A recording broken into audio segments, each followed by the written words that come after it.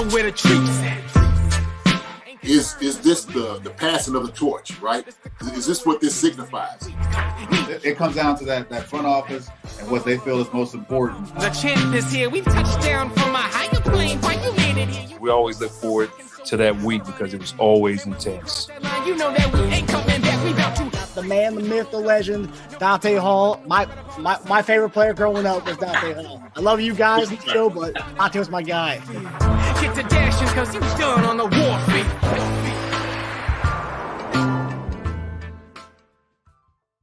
This episode of Chief Concerns is brought to you by betonline.ag. BetOnline is the fastest and easiest way to wager on all your favorite sports, contests, and events with first-to-market odds and lines. Find reviews and news for every league, including Major League Baseball, NFL, NBA, NHL, combat sports, esports, and even golf. BetOnline continues to be the top online resource for all your sports information from live in-game betting, props, and futures. Head to BetOnline today or use your mobile device to join today and make your first sports bet. Use our promo code BELIEVE50, that's BLEAV50, to receive your 50% welcome bonus on your first deposit. BetOnline, where the game starts. Hey everybody, welcome to the new look Chief Concerns, our live post-game, first ever live post-game episode with our guy Lance. We got our guy Lance has spoken coming on, and JD will be on in a little while. But yeah, it's kind of tough to have our first live post-game show right after that we just witnessed. Lance, how you doing, buddy? I'm doing good now that I get to talk with you guys because this makes me feel a little bit better because I feel like when you get to vent out your frustrations, that always makes things better. But make no mistake about it, this is going to be a really long week for Chiefs fans and the Chiefs as a whole, man. I'm still pretty stunned, to say the least, as to what we just saw, and I'm sure we'll go deeper into this. I'm sure that you have plenty of good questions on this one, man. Yeah, I mean, it's just there's a lot of things that jump out. I see we're getting some comments in already from people, but yeah, from Nina, despite what's being said on the Bluebird, the L wasn't just on Chris Jones, and that's true. You know, that was a pivotal part of the game. And obviously, that's one that's going to linger because that was pretty much the game at the end. But then you talk about the special teams aspect, which I gotta say, man, you know, I'm only 28, so I haven't watched that many games of football in my life, but I can't remember a game where the special teams from top to bottom was just that bad. I mean, the 4th and 10 fake field goal pass play, that's something that like an 8-year-old does in Madden. Like no one does that. I mean, I get the kicking woes we had, but what was that? Yeah. This is by far, and I'm not being hyperbolic here, I'm only a few years older than you, Marcus, but I can say that this is, without question, the worst special teams performance in the Dave Tobe era. He's been here since Andy Reid got here in 2013. I've never seen his special teams look this lost. They've had penalties, they've had frustrating moments and times and games and that nature, but nothing to this effect where from the beginning of the game to the end of the game, it looked this bad. Now, we understand that Harrison Butker has been out. And Harrison Butker is historically one of the most accurate kickers of all time. So no matter who you have in his place while he's out, it's always going to be a downgrade. But my God, man, Amendola was about as bad as a kicker could be in the league, man. You have 2 chip shots, one from, I think, 26 yards and then one from 34, and you just absolutely just bonker them, man. I don't understand what we saw there. Then you see Brian Cook get injured. Like you said, Sky Moore puts one on the ground. Marcus, this is just one of those kind of games, and I don't know why this happens in the Andy Reid era, where you have these incredible teams, these incredible rosters, and they have this one game every single season where you don't understand how they lost the game. And just to throw this stat out here, because it's something I put out there originally that our guy Nick Wright from FS1 put on the national side of things when I talked about how going into this game, the Chiefs were 45-1 in the Patrick Mahomes era when they held their opposition to 26 points or less. This is now their second loss in the Patrick Mahomes era. They're now 45-2. And ironically, Marcus, both of those losses are now to the Indianapolis Colts. So sports are weird, man. And this is one of those weird things where for some damn reason in the regular season, the Chiefs versus the Colts, it's just a really, really weird matchup. The Chiefs, weird things happen. And there was a lot of weird things that happened in all 3 phases of the game in this one.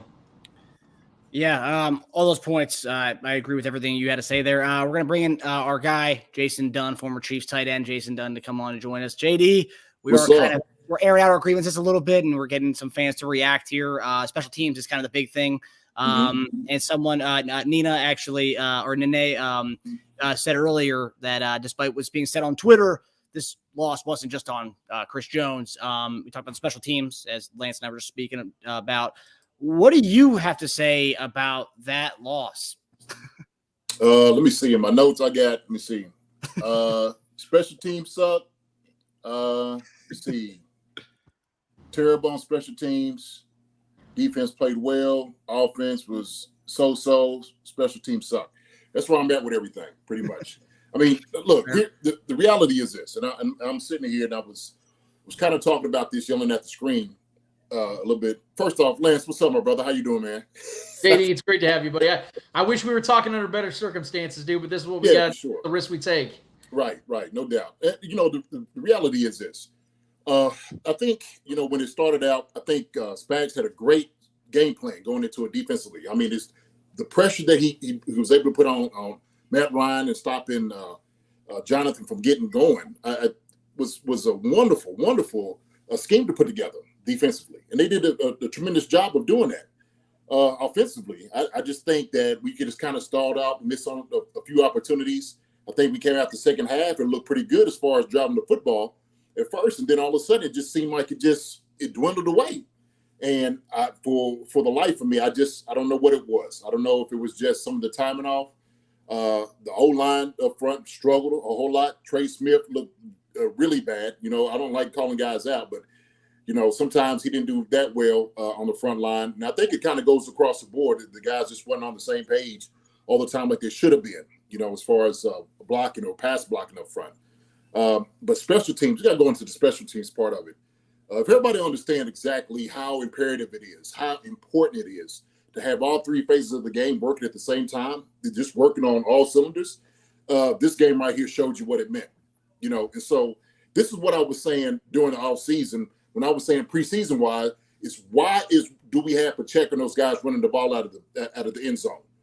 Yeah, I mean, you're just teaching them bad habits. I mean, really, you know, you really do. When people say, you know, well, they just kind of, that's what, listen, this is what ends up happening. When you start giving a team like the Chiefs bad field position, and that's exactly what was going on. There's bad field position. Here you got Sky Moore muffing a pump.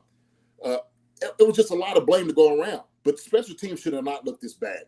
And the reality is when we're sitting over here talking about special teams, you got guys, that's the one phase of the game that every single player is involved in on special teams. Every single player. And I think somebody said something on Twitter. I'm just like, look, everybody's in the meeting on special teams. Everybody should know what's going on. There was just a lack of focus as far as what they wanted to do with this with Indianapolis. And it shouldn't have happened. It was, when I'm talking atrocious play by the special teams, it was beyond ridiculous. Utterly embarrassing. JD, one of the other things that we kind of talked about a little bit before you came on was the Chris Jones penalty. And a lot of people are online because obviously that's the last drive of the game. So everyone's going to look to that one as, we lost because of him, because of Chris Jones, which, as you said, special teams played a part throughout the entire game.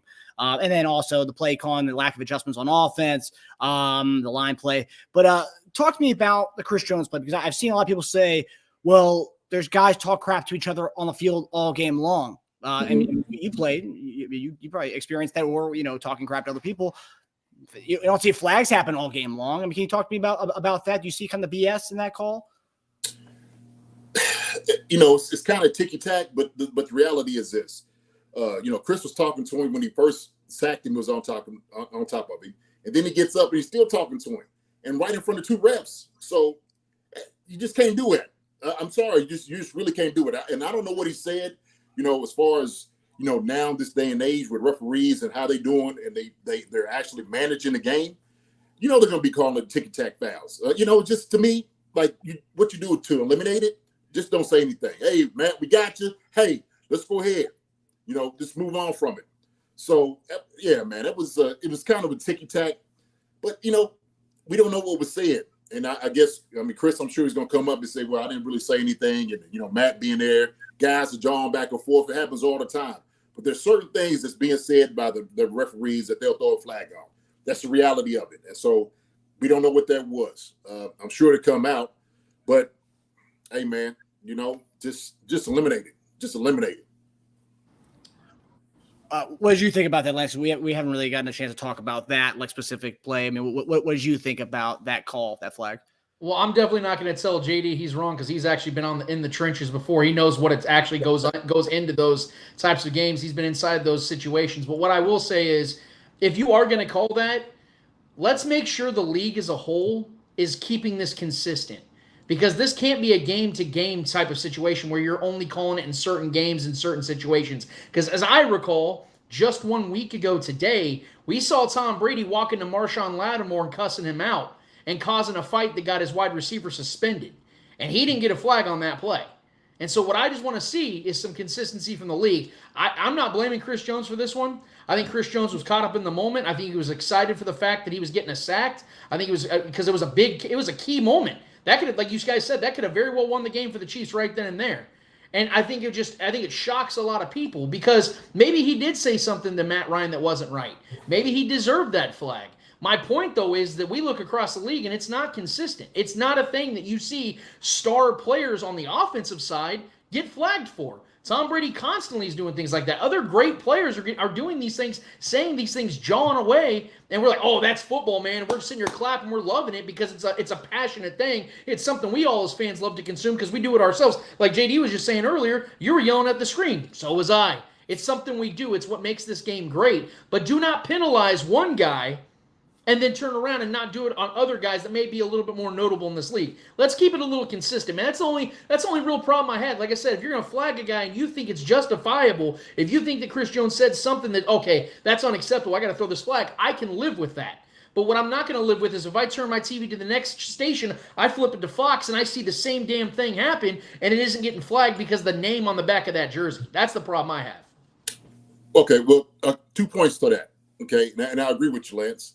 I think with the Tom Brady one, and I can't quite remember. I just, like, off the top of my head, Tom wasn't necessarily near a referee when he was saying it. We knew he got into a verbal battle with Lattimore and whatnot, but a referee wasn't on top of him at the time when it happened, right? Yeah. And so that may be part of the difference.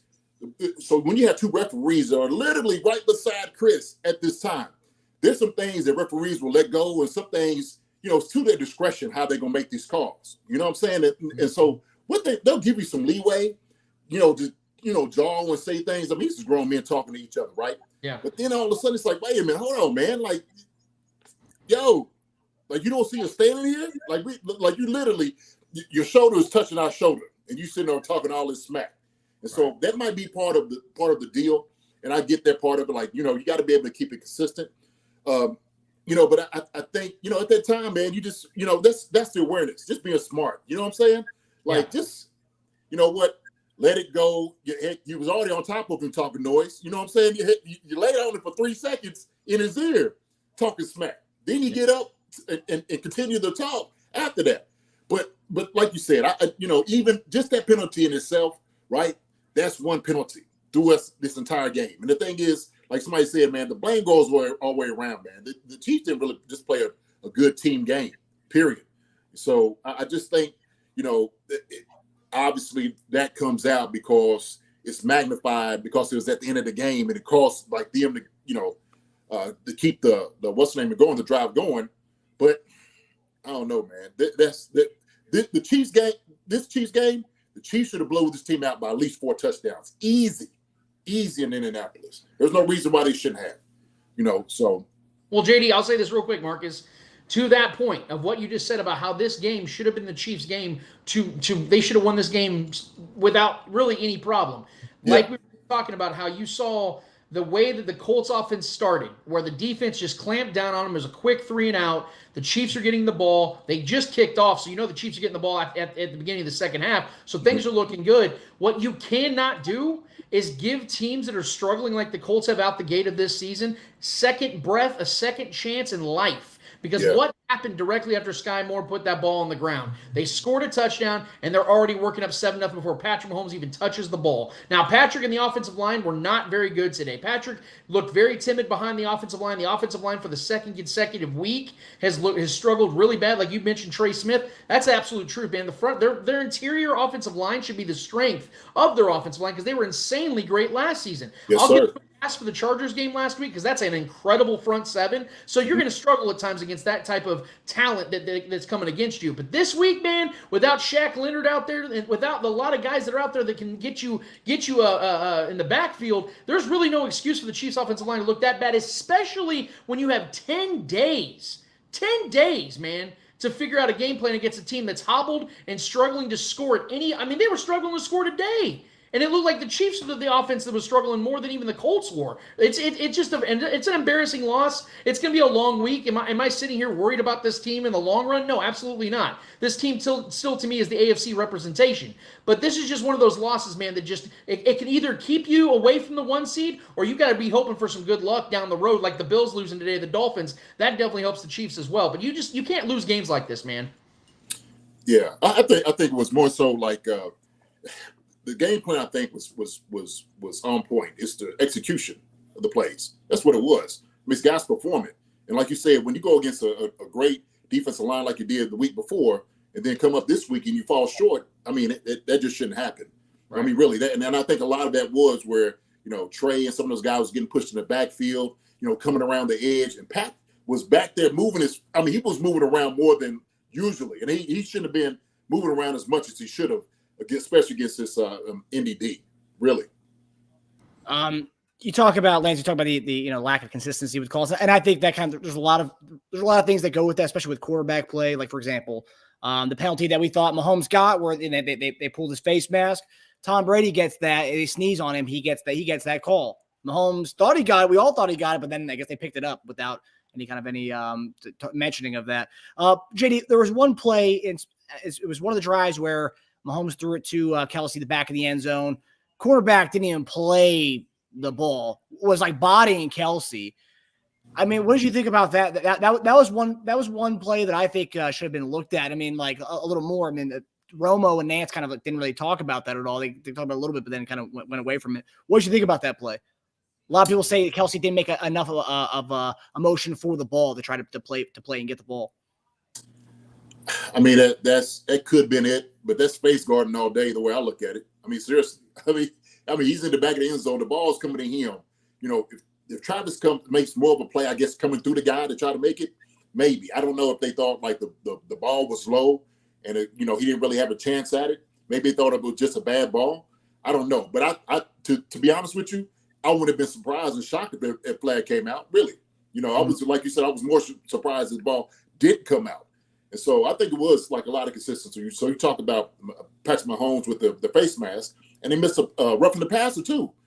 On I forgot who the D line hit him off. He knew he was going out of bounds to throw the ball. He knew that, and he still hit Mahomes anyway. And I just don't understand why these things happen, and it's not being talked about more. And so I don't know, man.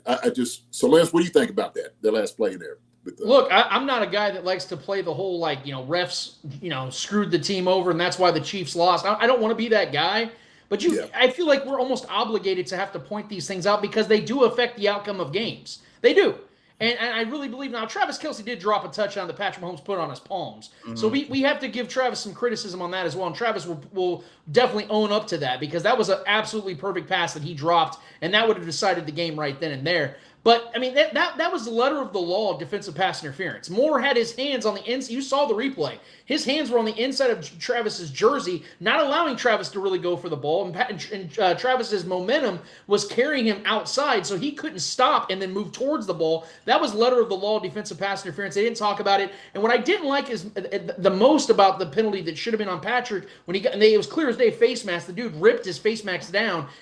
Whatever penalty you want to call it, there was a penalty there. They picked it up, and they didn't explain any reasoning as to why they picked it up because any replay would have clearly indicated that they committed a penalty on that play. So I don't understand what the referees were seeing or not seeing on that we did or didn't see because I clearly saw a penalty. And for a league that prides themselves allegedly on protecting the quarterbacks, which is, the lion's share of their product there, which is what represents their league and gives them the quality product they have, I didn't really see that today. I'll be honest with you, because they sure as hell protected Matt Ryan when Chris Jones said some harsh words that hurt his 37-year-old feelings, but I didn't see that for 27-year-old Patrick Mahomes when there was an actual penalty that he suffered. So I'm very frustrated on that, but this loss is definitely on the offensive line and special teams, because the special teams played like the Looney Tunes and Space Jam before they got Michael's secret stuff. I'll tell you that.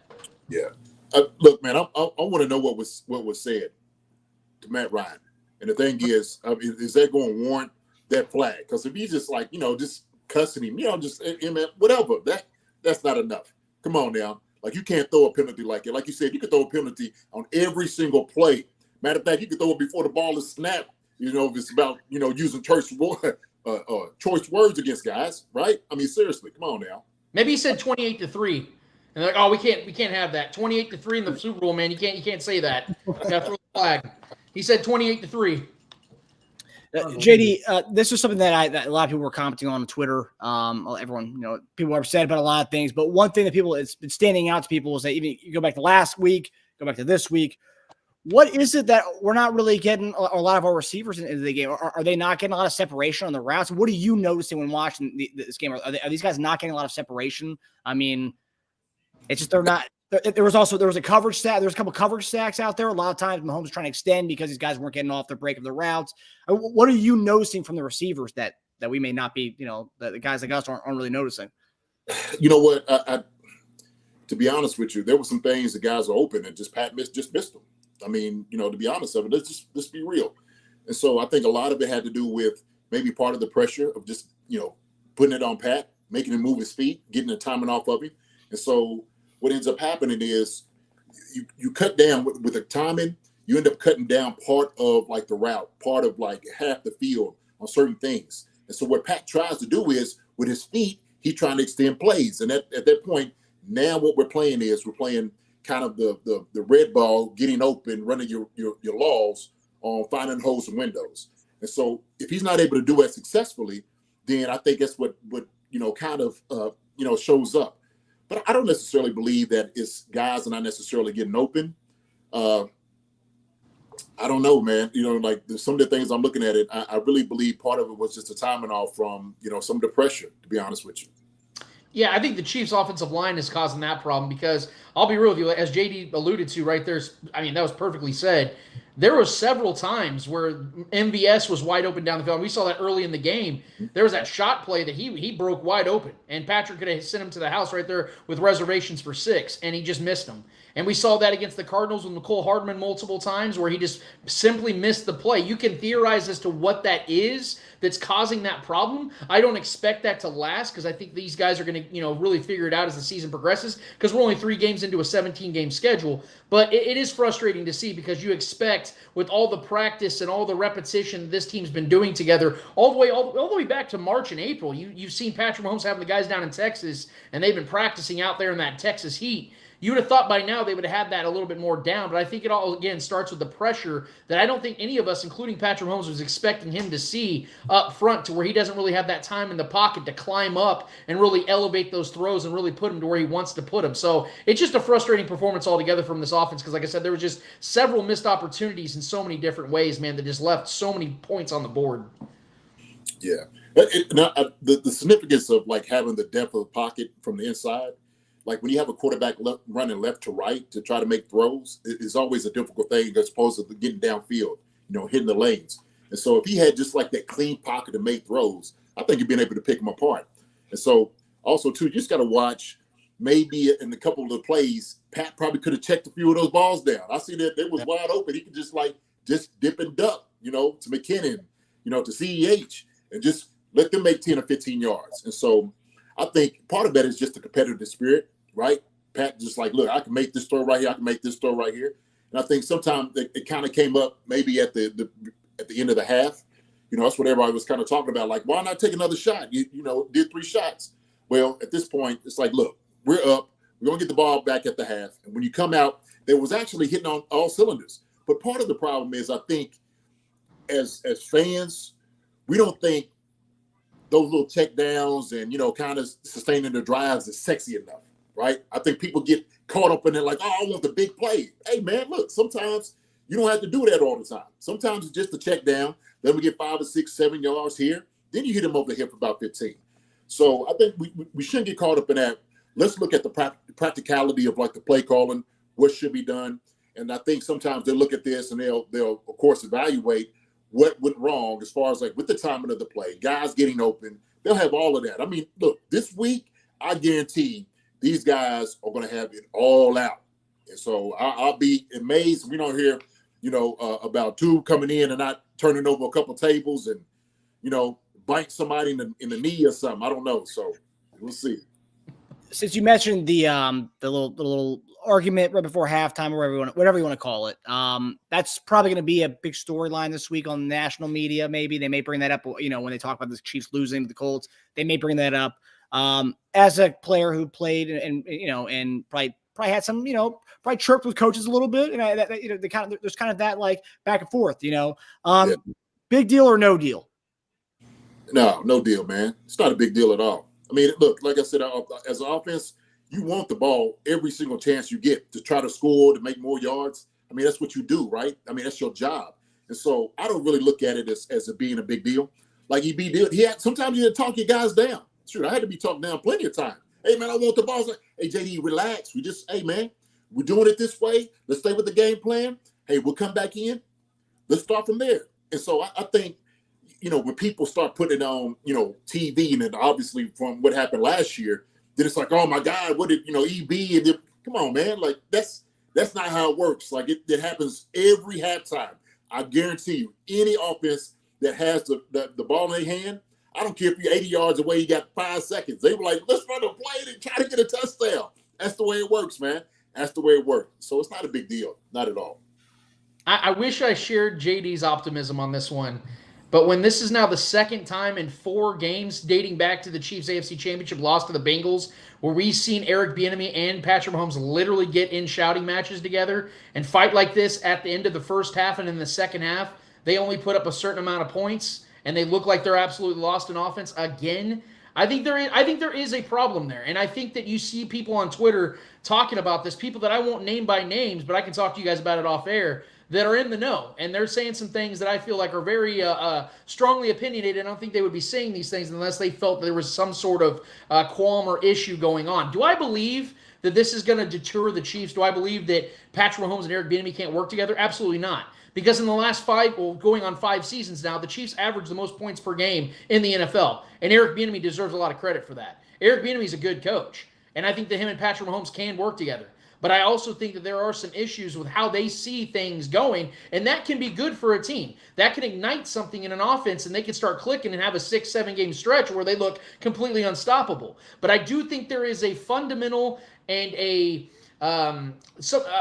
belief difference between these two guys, because I definitely think Patrick Mahomes wanted that drive to go a little differently, and I think Eric Bieniemy was playing it very conservative in the approach of how they ran that ball at the end to run the clock out. I think Patrick, knowing this offense can literally score within 13 seconds no matter where they're at on the field, I think he wanted to give them that opportunity, and then Eric Bieniemy did not want to do that. And I don't know, again, if this is going to be something that's going to cause real problems or real concern, but to me, I read this and I see this and I'm thinking, yeah, these guys clearly have a rivalry between themselves, and a lot of times that can work, because we even seen, was it Bob Ryan and I think it was, who was Mike Ditka. Bob Ryan and Mike Ditka used to fight all the time on the sidelines, but they had the greatest defense arguably of all time with the Bears, and you saw what they did together and how they worked together. Those dudes hated each other. So sometimes the toughest, roughest types of relationships can work out in the NFL, man, and I expect that to continue this year. Well, I'll tell you what, I disagree with that, and I'm going to tell you why. We've seen several times that Tom Brady and McDaniels get on it on the sideline, right? And then they end up winning how many Super Bowls? So the thing is, yeah. So here's the thing, okay? And this is like the perspective of a player. Yeah. So when I'm telling you it happens all the time, I'm telling you it happens all the time. When you come into the locker room, it's like one of those things where coaches are telling guys, like, look, man, relax. We understand, like, we hear your argument. We know what you're thinking, right? But we have a game plan that we got to stick with. That's why you seen Andy Reid when he caught Pat, because he's just like, look, man, come on, let's go. To me, I think people make it such a big deal, right? Because then you hear these talking heads, of course, that somebody might say something here, somebody might say something there. These things are going to exist. offensive coordinator, okay, and quarterback. That's always going to happen. Quarterbacks are not always going to be on the same page. There are plays quarterbacks want to do. They always want to go for the football. But it's the same thing. Like, we have to think about it. Well, then who's at fault here? If we're thinking, like, going back to, like you said, the last season, with that Cincinnati game, who's at fault here with that, right? Is it on Pat? I know EB was on it. I know that was a terrible call. If it was on Pat, that's a terrible play on him, right? And so he has every reason and be valid and justified to be upset with a quarterback making their call in his hand. Yep. Because then all of a sudden you don't get no points, right? And so it's a power struggle that shouldn't be there, okay? There's a hierarchy there that has to happen.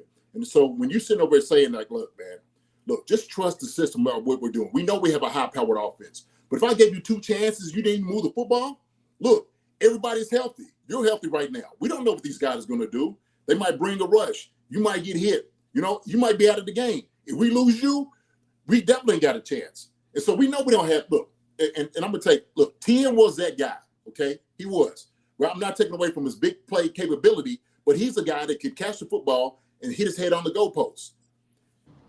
That guy's not there. He's not there right now. And that's fine. I ain't got no problem with it whatsoever. And I think that's why, you got to have some type of confidence and understanding what the play calling is going to be and just trust what the process is going to be, right? Pat just being competitive. I know it's what he is. He's like, man, how come we can't go with this? We got another play to run like this. He's like, hey, look, I got it. But look, hey, man, we get the ball at the half, right? Calm down, man. Cool down. We're going to be okay. The thing was, as an offense, I know everybody looks, at EB, but it's on everybody. Sometimes the execution of plays, it might be the guys not getting it done, right? We said, hey, Pat missed one. He missed several plays out there. Travis missed one in the end zone. And so blame goes all around, man. I don't want to make it more of a thing than it really is. And I think that's what part of the problem, because when you start doing that, then you start causing dissension. That's what happens. And that it kind of goes in and it's cancerous. Like, it really does. It can run through the team when you start making it an issue. And so what ends up happening is you start reporters coming in, hey, we heard this, we heard that, Pat, what do you think, blah, blah, blah. And so it's all that noise on the outside. But see, when people see this all the time, what are people supposed to think? They're not in the huddle. I just know, because when you're sitting over here and it happens, when I'm telling you every halftime, it's always halftime. Somebody is not happy. Somebody's coming in fussing, arguing. You could be up 2 touchdowns or somebody going to come in and fuss. That's just the way it is, man, in the NFL locker room. That's the reality of it, really. Yeah. So getting off the kind of the soap opera that a lot of people are going to make out the Chiefs locker room to be this coming week. Before this game, I saw some people saying what's going to happen with Ronald Jones. We're playing Tampa Bay next week. A lot of people thought this week was a trap game. And then looking at our run game, it's been pretty good. We haven't been giving the ball to CH a lot. But then today, the run game across the board was kind of atrocious. McKinnon had 7 carries, 20 yards, averaged 2.9 yards a carry. Pacheco, 3 carries, 9 yards. CH 7 carries at 0 yards. He had a couple negative yards. I mean, just that's the O-line there. But is there a chance that we'll see Ronald Jones, not only because it's against his old team, but because the run game is not really where it should be, I guess? There's a chance we see Ronald Jones this week? Well, this is the thing I see with Ronald Jones. I've been big on him since they signed him. I said this is a guy that I think fits perfectly with this Chiefs offensive scheme. So to answer your question as quickly and as efficiently as possible, I really hope so, Marcus. I really hope so, because I think he could really add a strong physical presence for this running back core, because I think they played overall pretty well, considering how shaky the offensive line has surprisingly been so far this season. But I honestly do believe that he would be right now, and I know this sounds like a hot take, I think he would be the best running back on this team. And the biggest reason why is because he's proven more than anybody else on the team. I'm a big Clyde guy. I've stood by Clyde since day one, and I think Isaiah Pacheco's got RB1 potential. And McKinnon's a very solid veteran, so I don't mean to discredit what he does, because he's also really good with chipping. Those defensive edge rushers, whenever those guys come through, you see him chipping. He's not even a big guy at all. So I don't mean to discredit what these guys do, but I think Ronald Jones would add an element to this offense that I don't really think they have on a consistent basis. And again, in Tampa Bay, even splitting reps with Leonard Fournette, Ronald Jones performed and produced, and he played really well for them, especially in big games too. We can't forget that his guy was on that Super Bowl team. This guy was on that team that won the Super Bowl with the Buccaneers, and he played well that season. And I think that Ronald Jones needs to get an opportunity. I just don't know if it's going to happen yet, because I think he's that guy they're just using as this is a depth piece. If somebody goes down, because it's inevitable, it happens. It's a long, grueling season. Clyde Edwards-Helaire has had injury concerns. So has McKinnon, especially McKinnon. And Isaiah Pacheco is still an unproven 7th-round pick. I think that Ronald Jones is that guy that is kind of holding in the holster, just ready to shoot him out of the gun whenever that opportunity comes. And I do hope it comes, but unfortunately, I think that opportunity only comes if somebody gets injured.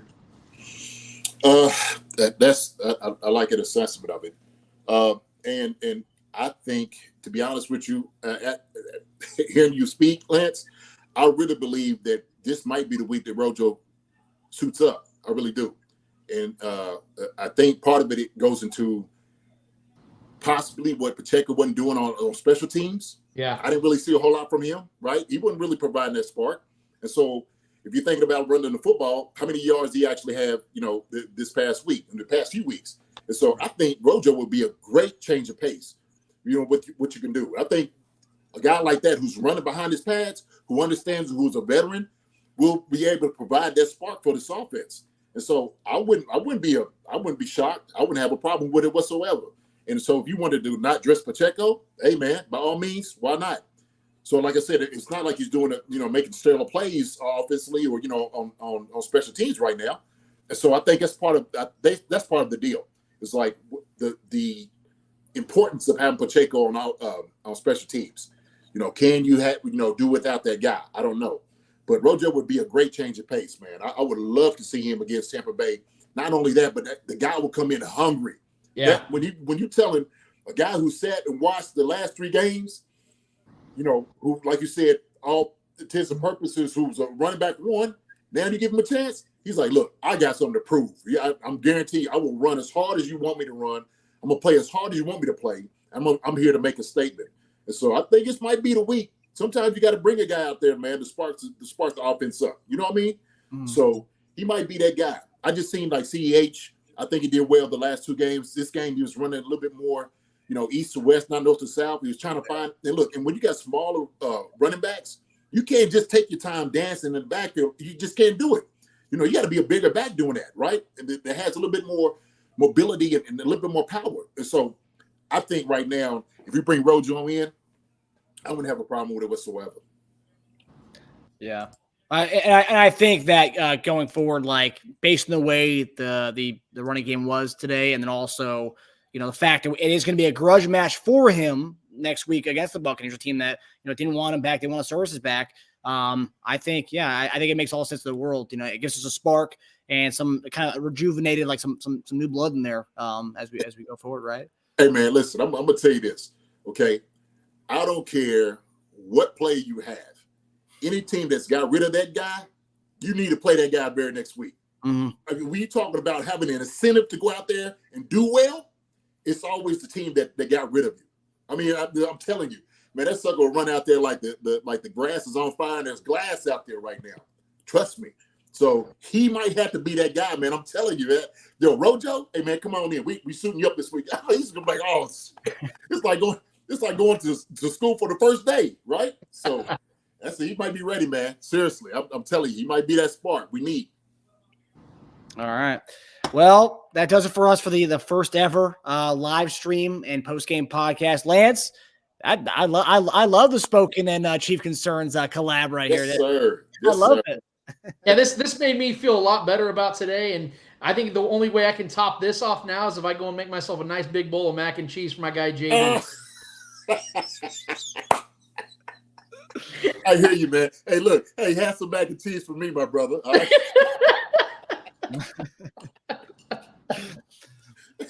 Love it, man. I will say before we got on this, it was right after they scored that touchdown. Obviously the 13 seconds game happened last year, and it's like, oh, there's a chance we come back. But I grabbed I have my little youth football next to me. I'm like, man, we gotta go on a podcast after this. I don't want to talk about this game. I was so mad. But yeah, this did help. And seeing the comments, people, everyone's a little hot about it, but I think we all know in the long run of things, it'll be okay. Yeah, they weren't going 17-0, fellas. We knew they were going to drop games. We just don't like to see them drop games like this where they have 10 days of rest and look this bad. So they definitely got to bounce back next week against Tampa Bay. And I think what softened the blow is watching the Bills get they butts handed to them too, right? So you see Ken Dorsey up there throwing a fit like a 5-year-old, man. Yeah. Woo! Like, I started laughing. Wife was looking at me like, "What's going on?" I'm like, "This sucker's up here going crazy right now." And Jacksonville, someone just told us Jacksonville's up 13-0 right now over the Chargers. So man, missed a real opportunity here, man. Yeah. Yeah. But Raiders lost again, 0-3. I think San Fran's going to take care of business tonight in Denver. So all is right in the AFC West, at least. Yes. Yeah. Jacksonville can take care of business and do what they got to do. But that does it for us. Thanks for tuning in to Chief Concerns presented by Bet Online. We'll see you guys next week. And don't forget to subscribe to Chief Concerns and the Spoken Podcast with our guy, Lance. And we'll see you guys next Sunday. We got Tampa Bay. Is that a 4:00 game next week? I know it's in Tampa Bay. Yeah.